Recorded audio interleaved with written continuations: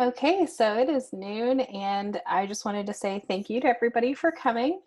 This is my first tech talk that we're going to be offering over the course of however long I continue to be stuck at home and not at the library.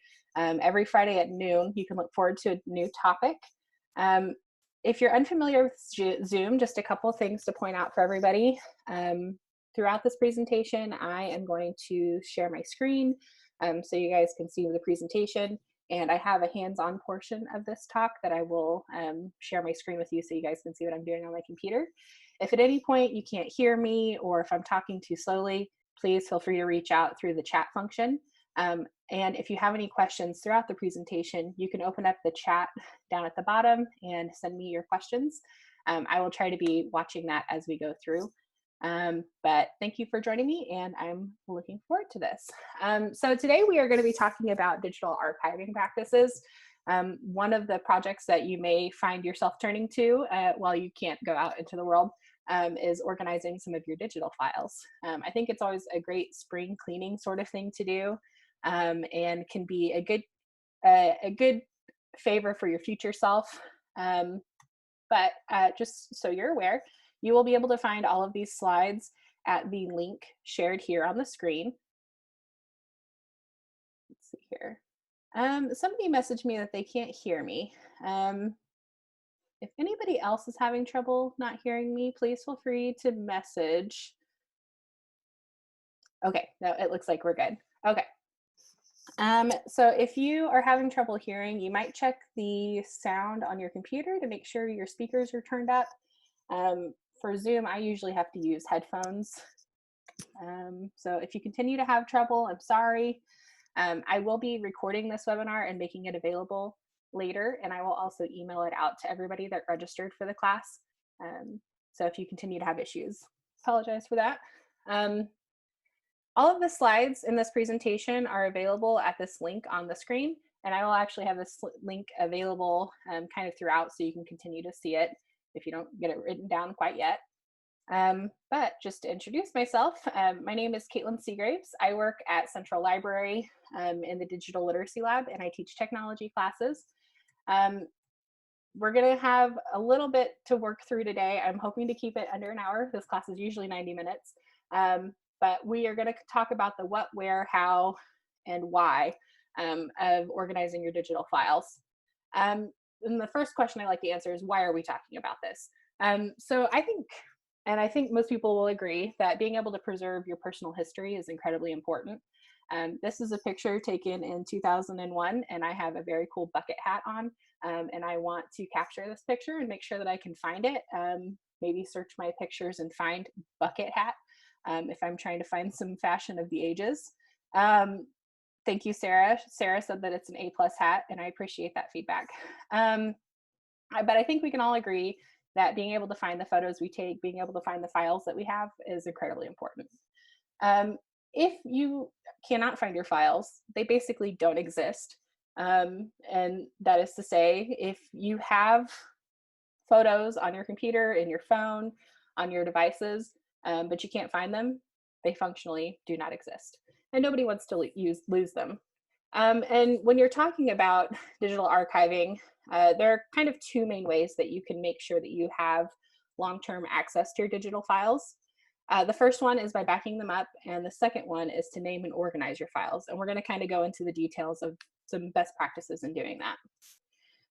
One of the things that will get you losing files when you need them is that oftentimes our storage media can be cut short, the life of our storage media can be cut short by three different factors. The first one is usage and handling. If anybody has had a flash drive before and you plugged it into your computer and maybe you ripped it out the wrong direction or you lost it, it got put in the washing machine, you have lost your files on that device. Another one is lack of durability. Storage media functions are not meant to be kept for forever. CDs were a thing that people used. They get scratches and then you can't access your files on them as easily. Another way that we lose stuff is through obsolescence. It's kind of a fancy word, but it mostly just means you have stuff that you can't access because the thing is no longer relevant. If you have some of this media at home, it could take the shape of a VHS tape, wherein you don't have a VCR any longer. It could take the form of a floppy disk drive, and you no longer have a drive to access it with. So one of the things that you want to keep in mind is obsolescence and making sure that you're able to update your files as often as possible. Let's see here. So let's see here. Road Warrior, he has totally stuck his flash drive in a washing machine, and Sarah has lost all of her old CD-ROM computer games, as I'm sure many of you can relate if you played CD-ROM computer games. One thing to note when we go through this topic is that this can get a little complicated, but I don't want people to get frustrated. Part of my goal in this presentation is to try to work our way logically through the steps that we can take to organize our files. But this really can get frustrating and complicated. There are entire master's degrees, books, articles, journals devoted to this topic. But I think there are steps that you can take to make them less intimidating. So when we're talking about saving files, we're talking about a few different file types. This could be anything from a JPEG, which is kind of a compressed photo format. So if anybody has a cell phone at home or a digital camera, most of the time those take photos and put it into a JPEG file. You have a TIFF, which is kind of an archive format. Most of the time when I scan in photos or documents, I save them as a TIFF. It is a larger file, but it is usually of higher quality and easier to work with later if you're going back into editing or hope to make changes to it. An MP3 is an audio format that's often used for audio recordings and music. And then an MP4 is kind of the most standard file format for a video, but there are literally hundreds of different types of files. If anybody is looking for a headache today, you might check out a Wikipedia article that actually lists every single, okay, sorry. Reading the chat is very distracting right now, and I need to not do it, but I just did want to share a story about Barbara, who stepped on her recycle container this morning and fell into the lid. I'm sorry to hear that, Barbara. It's a very, I'm sorry that happened. So if anybody needs a headache, I recommend go checking out this Wikipedia article. There are hundreds and thousands of file types, but typically we'll all kind of work with the main four. When we're talking about saving our files, we're usually talking about saving them to three different options. There's local storage, external hard drives, and online cloud services. Local storage, you guys probably have several different types at home. If you have a phone, this could be considered local storage. If you have a desktop computer, a tablet, or a laptop, all of those are considered local storage. And some of us have all four of these things, or at least a combination of them. External hard drives can be a little harder to define, but it's kind of a broad category. It can be everything from a memory card, which if you have a digital camera, it has an SD card. If you have a flash drive, that's considered an external hard drive. If you have an external hard drive that you plug into your computer to back up files, that's an external hard drive, or a portable hard drive. Again, most of us have a combination, if not all of these things in our homes and offices. A memory card is something that is a little more out of date than it probably was a few years ago. Some good things about them: they're small, but they are pretty fragile and they have limited storage. On these slides, I actually have links to all of these things. So if you access these slides later, you can click on the pictures and it'll take you to a listing for them. So if somebody's looking to buy some of these things, these are some brands that I've used and recommend. But memory cards, they're great for storage, temporary storage, but they're not something I would use to store things on permanently. Flash drives are pretty common. If you work or have personal stuff that you work on, you probably have flash drives and you probably have several of them. Some things about them: they are cheap, they're pretty small, but they can be pretty fragile and again have limited storage options. I have broken I don't know how many flash drives in my day, and oftentimes it's because I ripped them out of the computer wrong, and I have lost maybe 5 or 6. So it happens, but they're a handy thing for temporary storage. An external hard drive, desktop hard drive, can be a little bit more expensive, but they usually come in much larger sizes than flash drives or some of the smaller hard drives do. This one right here is $250, but it holds 8 terabytes of space. I hope to never have enough files to fill an 8 terabyte drive in my life, but if I do, I know that I can afford one at $250. They usually come with warranties on them, and if you are looking to buy one, definitely look for one that has some sort of like warranty or servicing option. Some cons with them, they can be pretty bulky, but they are a great way to back up your files to make sure that you are able to access them later. And then the one that I use probably the most often is a portable hard drive. A portable hard drive are often not powered, so you don't have to plug them into any sort of power at home. Um, they can be pretty inexpensive. This one is $65 and it holds 2 terabytes of space, which again is a lot of storage area. But some cons, they can have less storage than the desktop hard drives, and they too can crash. I've had my external hard drive or my portable hard drive for probably 5 years and haven't had any major issues in it.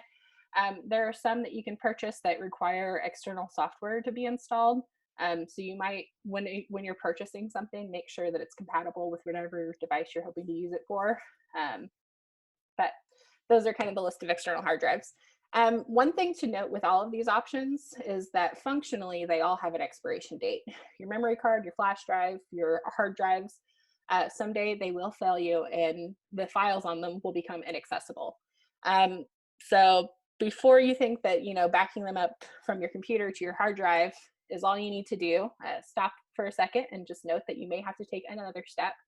I'm sure there are probably many of you that have had issues with your hard drives. I one time had my external hard drive crash and then my computer crashed a week later, and all of my files were gone. So I'm sure there are stories from most of you that have had similar issues. But before you think all is lost, there are also online cloud storage options. So the cloud can be kind of confusing if you don't know a whole lot about it.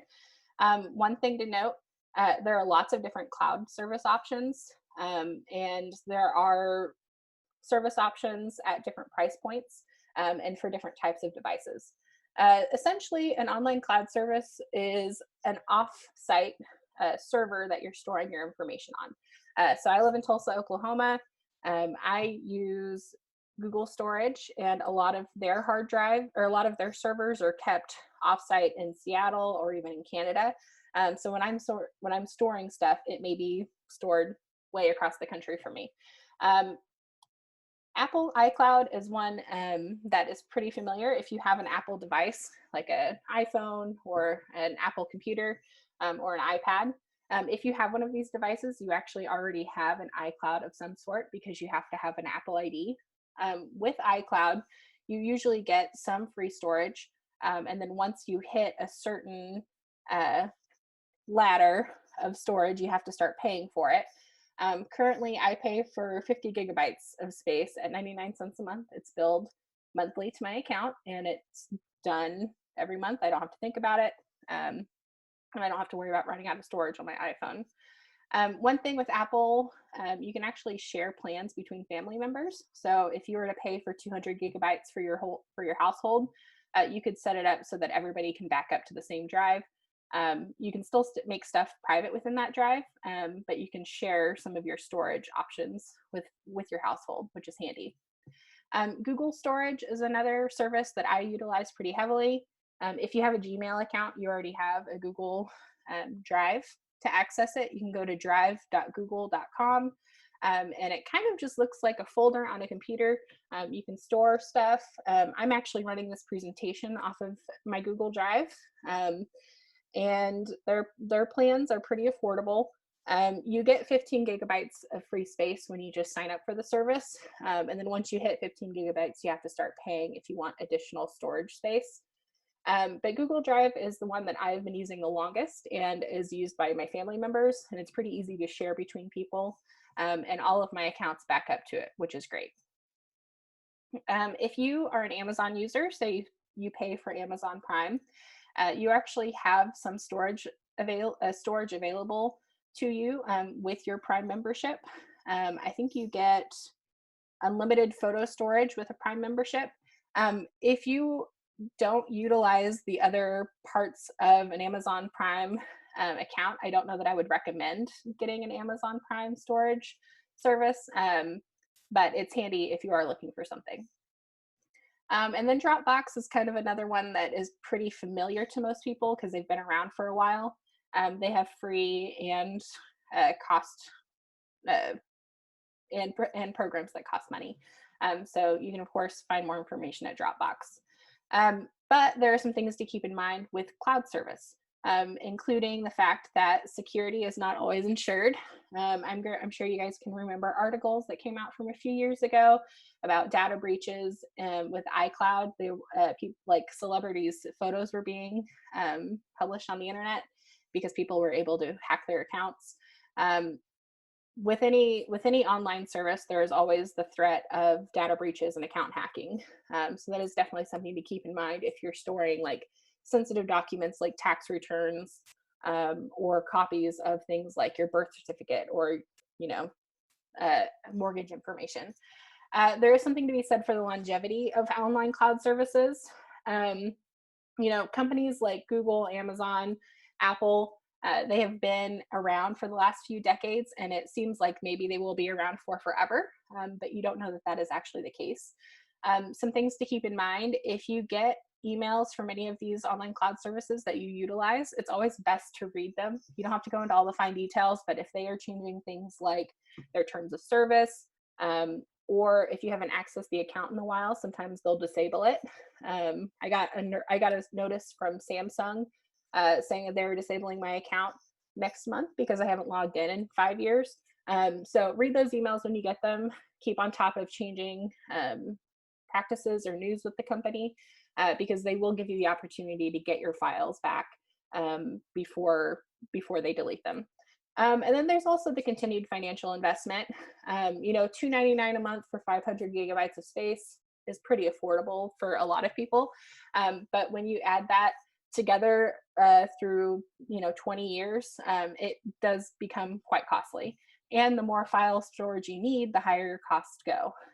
So online cloud services are great, but they can be financially straining for people.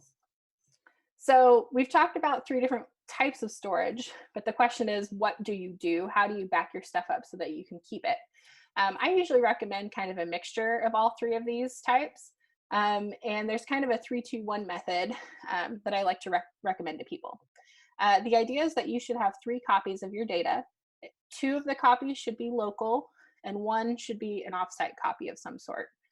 So what that means functionally, you have 2 copies of all of your files. So I have a laptop that I primarily work off of. On that laptop, I have all my files stored on it. That is considered 1 local copy. A backup additional local copy would be the external hard drive that I plug into my computer and back up my files to.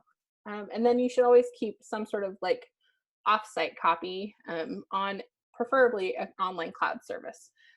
So all of my files are also backed up to my Google Drive. So if something were to happen to my laptop, I have my external hard drive that has the most recent copy of all of my files. And then I have hopefully the most recent files saved up to my cloud. Some of you may be working from home right now. I certainly am. And I don't have access to my computer that I use at work typically. It hasn't been a whole lot of change for me because I usually work in cloud services to do my work. So we use Microsoft 365, and I am able to access all of my files almost as if I'm working on my work computer. So it can be pretty handy once you get it set up. The most perfect version of the 3-2-1 method that I have ever heard was a library customer who said that she has 2 external hard drives, one that she keeps at a bank in a fireproof vault and switches out monthly and updates it monthly, switches it out. And then she also has stuff backed up to a cloud. That is a lot of work. I do not always practice what I preach in this class as far as like organizing stuff, but you have to start somewhere. So even if all you do today is back up your most precious documents to Google Drive or to an additional uh, device of some sort, you're going to be much further ahead today than you were yesterday. So everybody has to start somewhere, just like this cat pawing through snow. Um, Whatever you do, make sure you back up your work regularly. The customer that I talked about who has 2 devices that she stores, one offsite and a fireproof safe, um, she has a schedule that she backs up every month. This could look different for different people. Maybe you get on a weekly schedule where you back up your files, or a monthly schedule. Whatever you do, just make sure you do it regularly. I tend to back my stuff up whenever I do projects. So if I spent 3 hours scanning in photos and adding data to it, I'll go ahead and back them up at the end of that 3-hour stint. Just to make sure I don't lose any work. Now, there are a few how questions that I also like to answer. And I am sorry to say I don't always have the best answer for these things, but we'll just work our way through a few of them. So a question that a lot of people ask is, how should I name my files?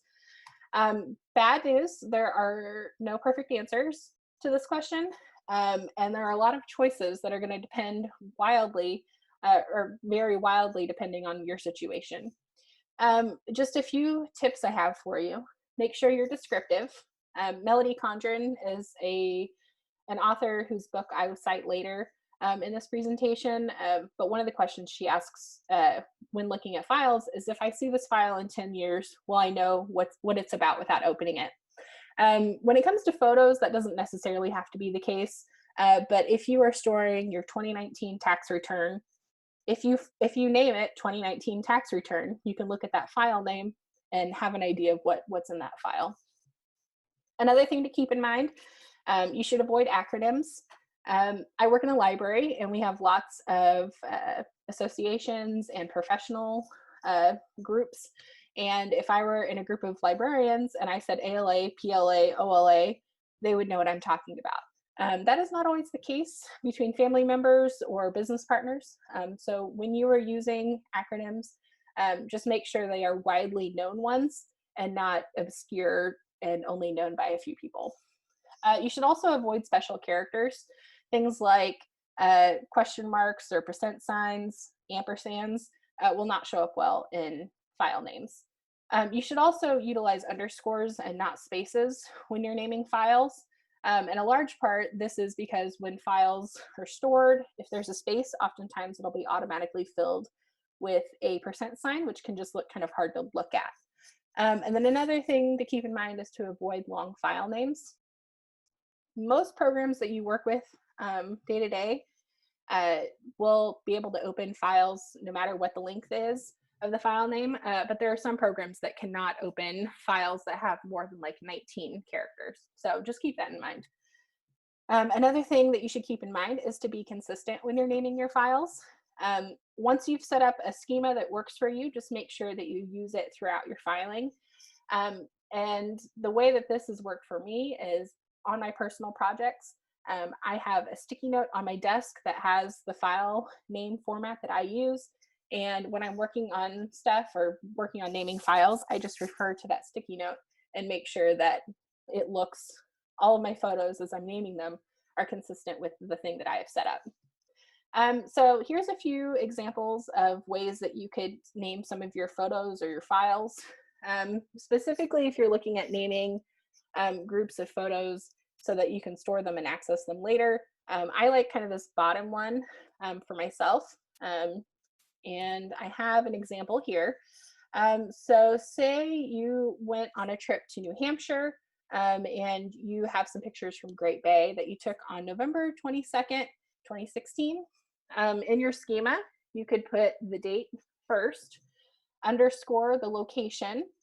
So Boston was the kind of the trip that we took. Underscore subject.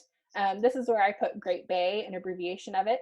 And then a unique number extension at the end of that photo. So every single photo I have that I want to keep from that trip, I think there were about 8 of them, have the name extension that kind of follow this example down here at the bottom. Some things that are nice about this, I can look through my photographs and say I'm looking for a specific date. It's very easy to search for 2016 November because when I search 2016 11, all of the files from this date will show up. I can also search by Boston and find all of the photos from my Boston trip. And then if I wanted to get in more detail, I could search by Great Bay and all of these photos would show up, which is pretty handy. Something that's really nice about your computer, if you are a Mac user, you have the option to rename Finder items. So I am going to attempt to share my screen so I can show you an example of this. But say you are on your computer and you have opened up some files.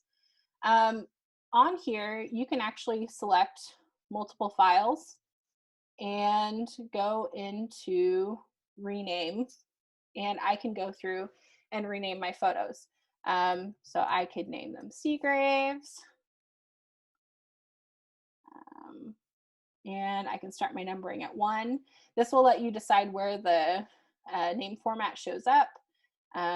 I want to do an underscore here, and all of my photos will rename as Seagraves underscore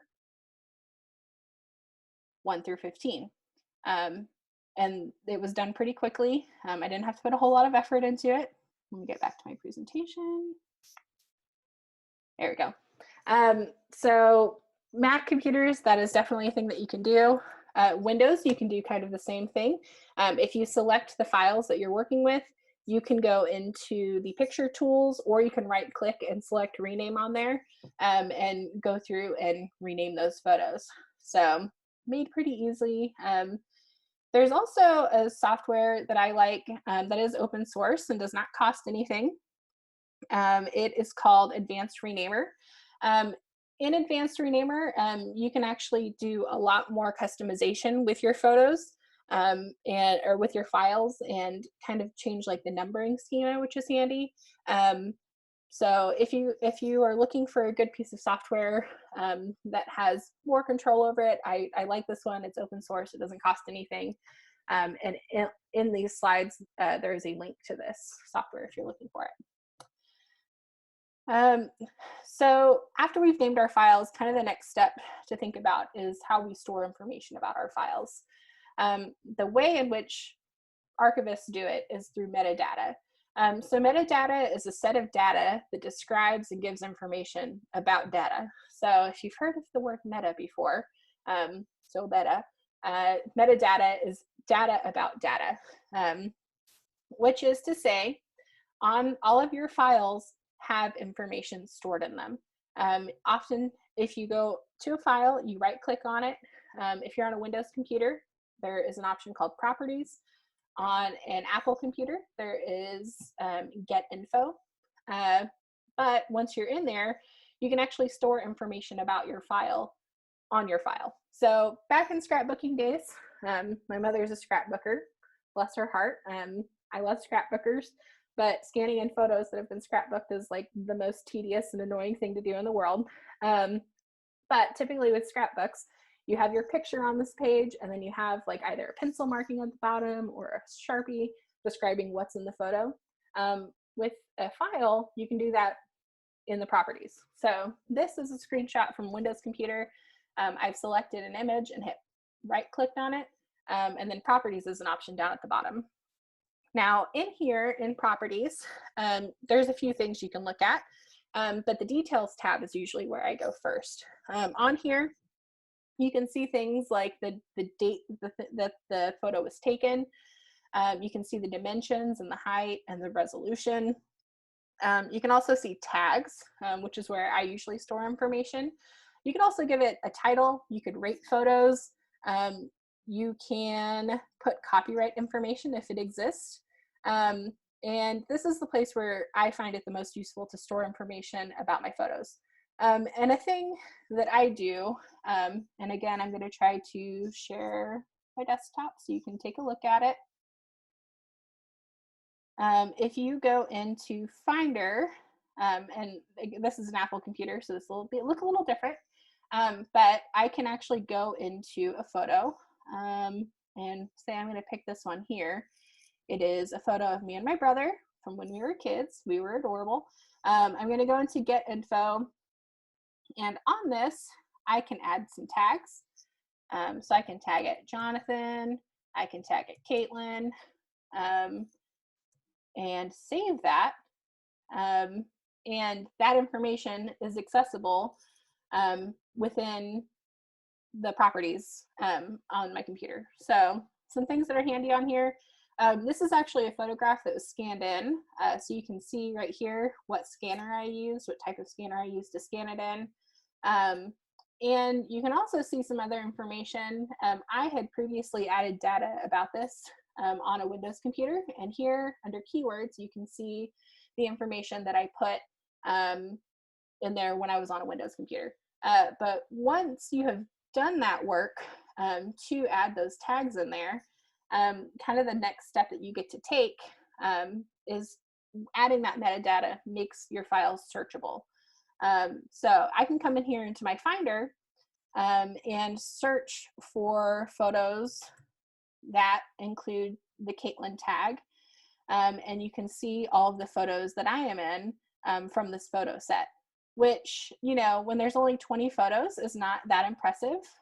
But say you're working with 4,000 photos and you took the time to put that information in there, you will be able to search through those things and find them much faster. So adding metadata can be tedious, but it's a big time saver later when you are looking for files. It's basically magic, as Neil Patrick Harris says in this photo. Another way in which you can do this, and I probably should have put together an example first before I try to show you, but if anybody has something like, let's see here, Excel on their computer, or Numbers if you're a Windows user, another thing that you can do is actually create a spreadsheet with information about your files. And say you have picture 0001 and picture 2 and 3 and 4 and 5, you could start adding columns like people, places, things, and actually add these tags in these columns and use this as kind of a wayfinder, so you can refer to your spreadsheet when you're looking for, like, trying to find what files you're looking for. That is not usually my recommended path forward, but it is definitely an alternate option, especially if you're working with photos that are maybe not on such a friendly platform. Like say you're saving all of your photos to Google Drive. Google Drive doesn't actually let you search using metadata. You can only search using metadata when it's downloaded to a computer. So just something to keep in mind. And that takes us to our next question. How do I organize my files? There's kind of two answers to this question, or a million answers to this question. And I kind of use two different methods myself because I don't think there's a perfect method. For my personal files, I actually don't have any sort of organization method at all. I don't name folders. I have all of my files on my computer, usually stored under photos, videos, or documents. And the reason I do that is because if I add metadata to my files, I can actually use that search function on my computer and find anything I'm looking for. Now, for my work stuff, because it is often in drives that is accessible by other people, I try to be a little more organized or have the appearance of organization. And the way I do that is by creating folders. And I have just kind of broad folders that store information and files for particular topics.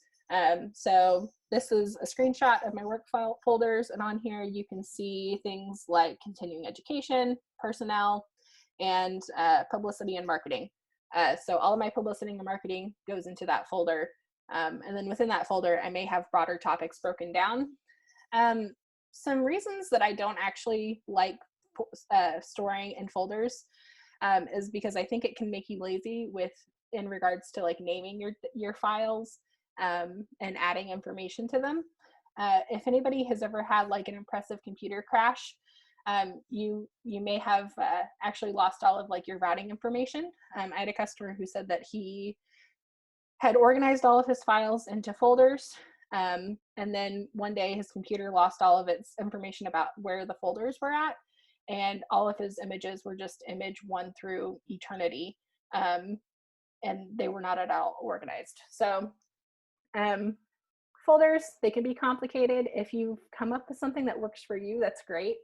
I find that when I organize stuff into folders, I often have a hard time finding it. So it's just not my generally preferred method, but it is a method. So this question, how do I digitize my items, my kind of obsolete things, is usually better answered when we actually have access to the Digital Literacy Lab and our library.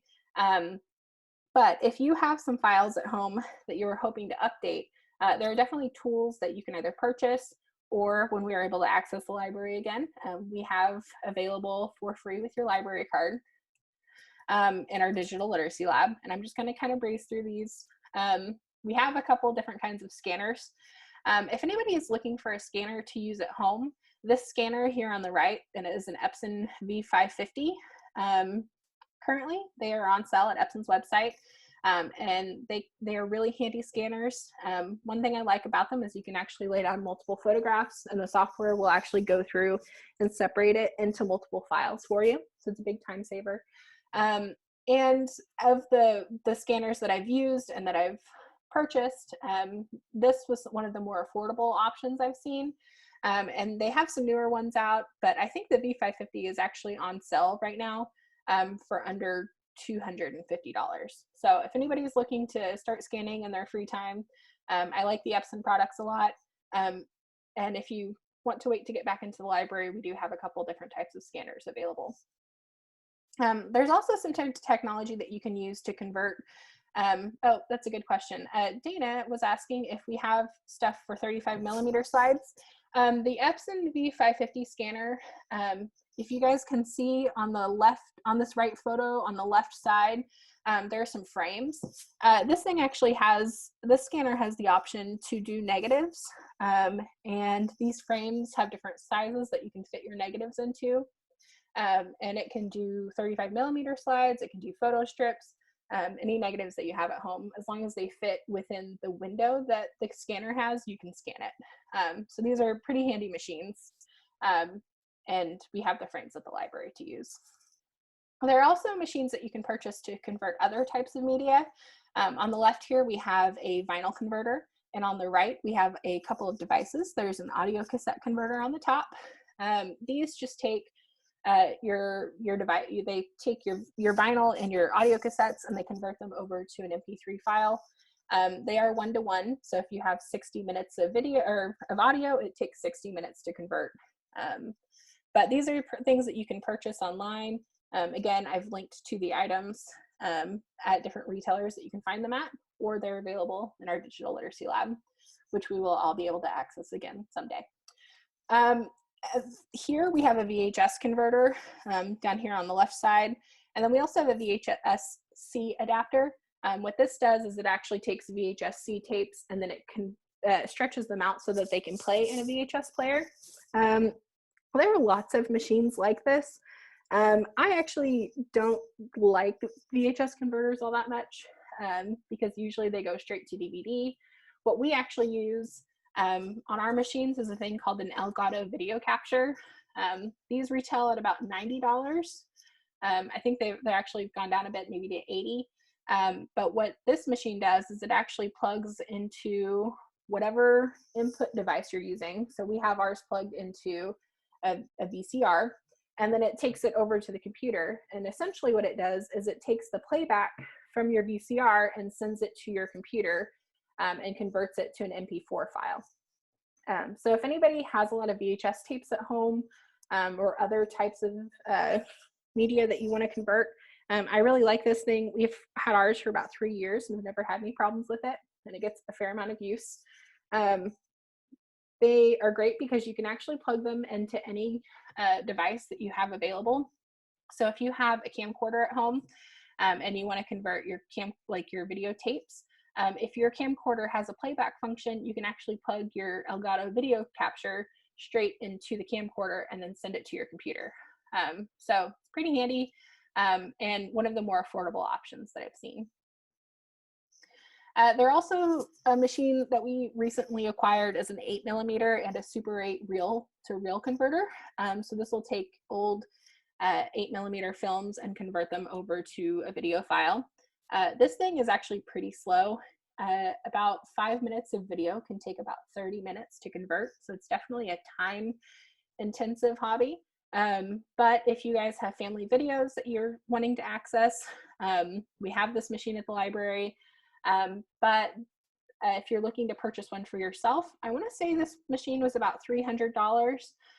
There is one that's a little more expensive at $400, but it has a larger reel size.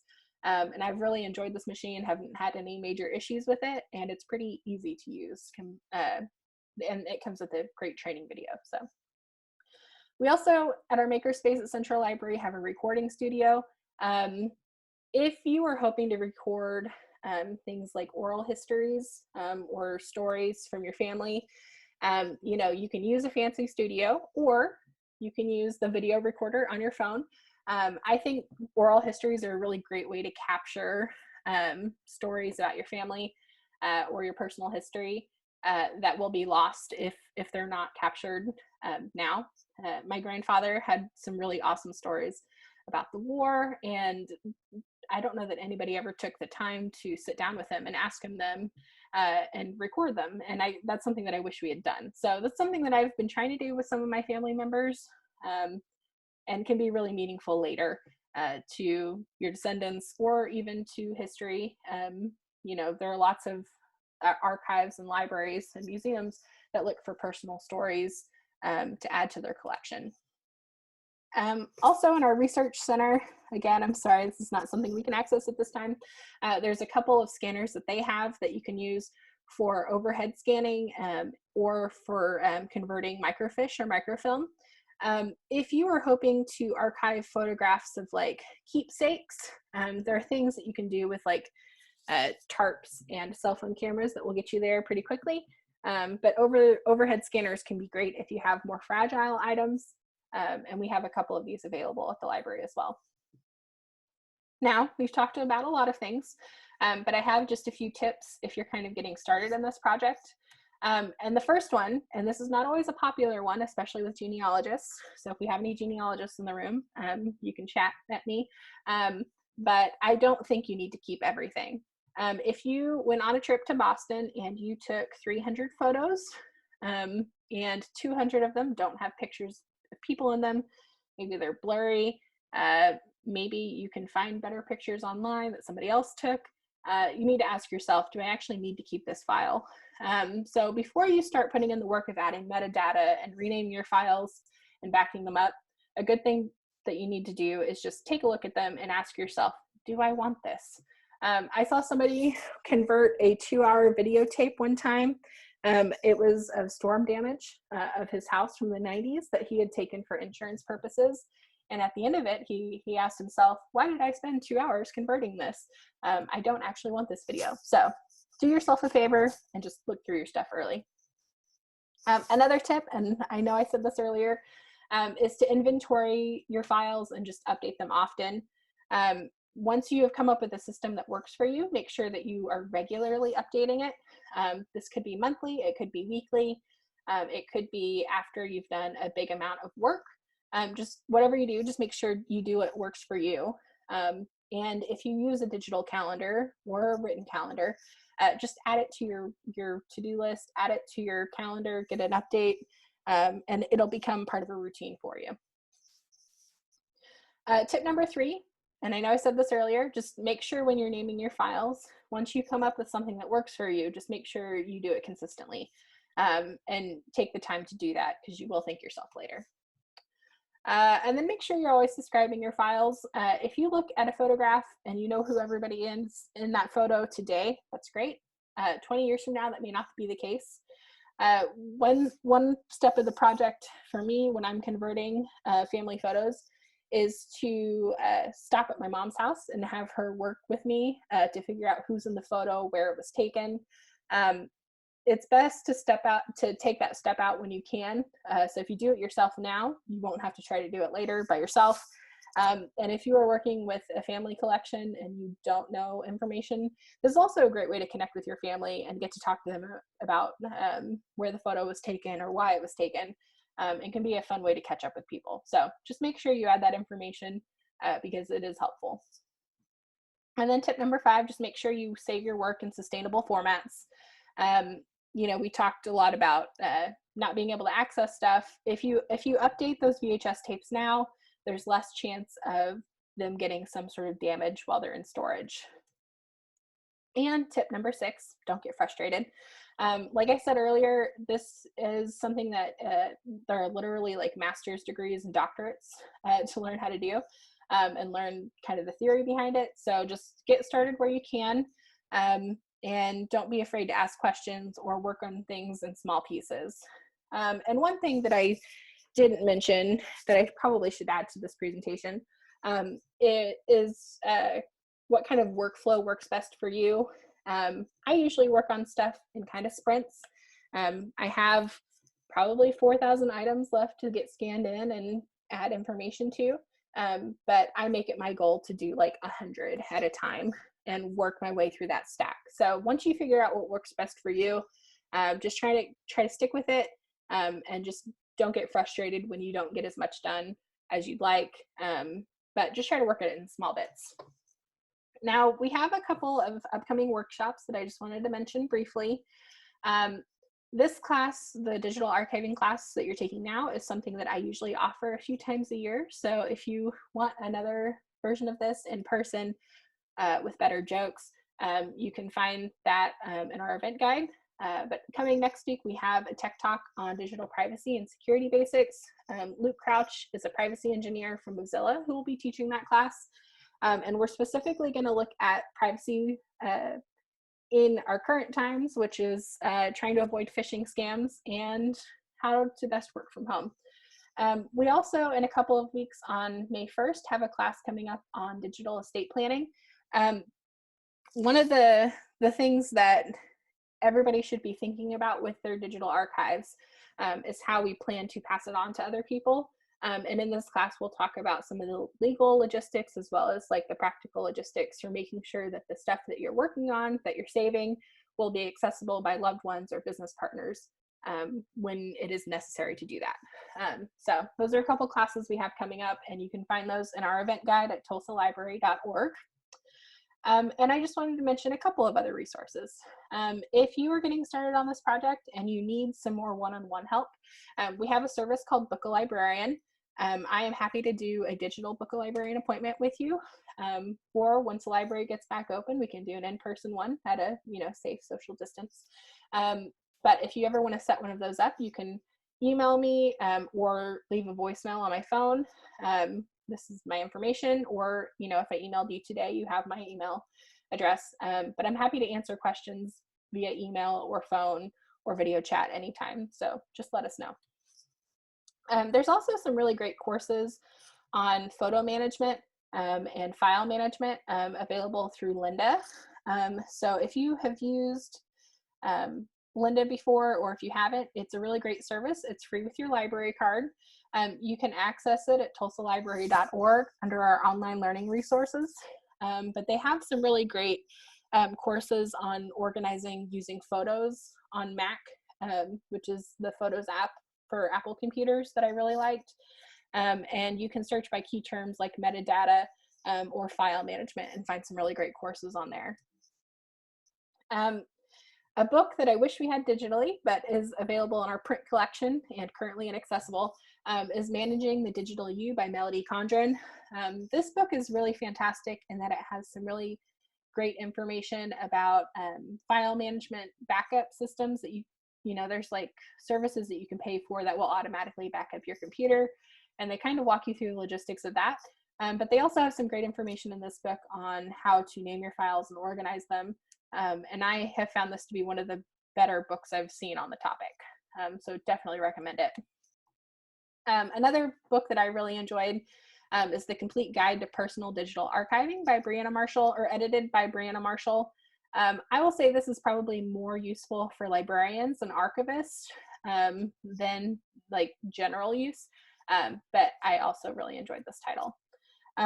There's citations of a few different articles that I looked at when preparing these. So if you are looking for some further reading, I definitely suggest some of these. And this top one right here is actually a handout that I usually give during this class. So definitely recommend that you go take a look at that. Stanford Libraries put together a fairly extensive guide on naming files that I really liked. So definitely recommend you take a look at those. But thank you so much for attending today. I have the chat open, so if anybody has questions, now would be a great time to ask them, or I will be around for a little bit if you have further questions. But thank you so much for coming, and if you have any feedback or any classes that you'd like to see taught during the next coming weeks, however long we're at home, just feel free to shoot me an email, and I am happy to develop topics on anything that you might be curious about. But thank you so much for coming today.